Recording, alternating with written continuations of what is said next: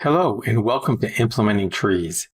In this section, we will review the tree data structure, how to implement them in Java, how to delete items from the trees, and how to search them. Using the tree data structure to store hierarchical information, we'll learn how to instantiate the tree data structure in Java. We'll first start with the fundamentals of the tree data structure. The tree data structure is a non-linear data structure. It is node-based. I'll show you that graphically here momentarily. Each node can have links to multiple nodes, and it shows hierarchy. Here's a graphical depiction. Here we see the grandmother has 3 nodes that it links to. Daughter 1 links to 2 nodes, and so forth and so on. Let's look at some terminology.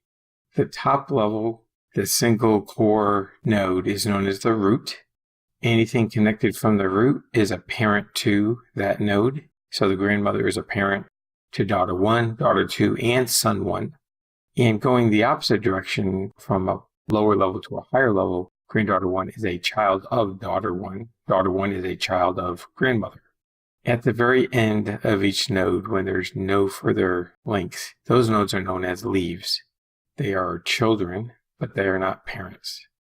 Trees also have levels. The top level, the one that only contains the root, is known as level 1, and then numerically as you go further down.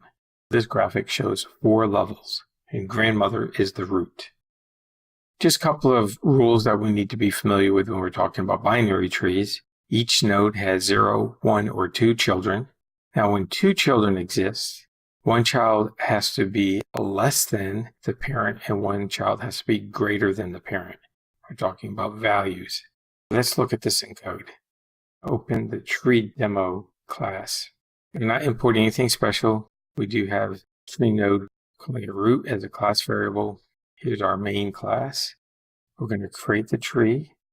Then we're going to say .root equals a new tree node, and we're going to give it value 5. That's creating the root. And next we're going to create 2 children, one to the left and one to the right. And you can see their values there, 3 and 8. Here's a tree node class that we created. It has a node value, and then it has a left and right. And the constructor here takes in the value, and it simply assigns that value and nothing to the right or the left. And that's all there is for creating trees.